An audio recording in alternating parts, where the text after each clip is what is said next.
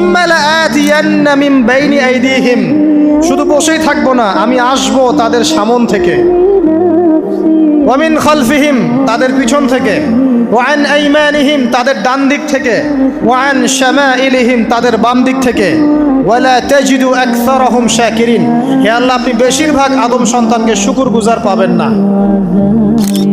কার কথা?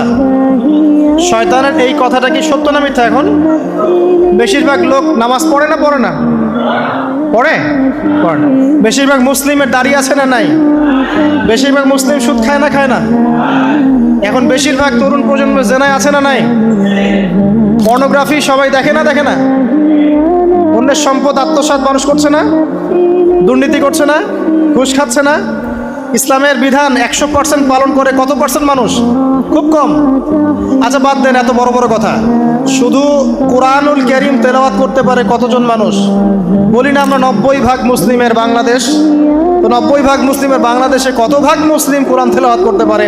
একটা শুমারি করে দেখেন, কোরআন শুমারি, এটা কোরআন শুমারি করে দেখেন যে কত পার্সেন্ট মুসলিম শুদ্ধ করে কোরআন পড়তে পারে।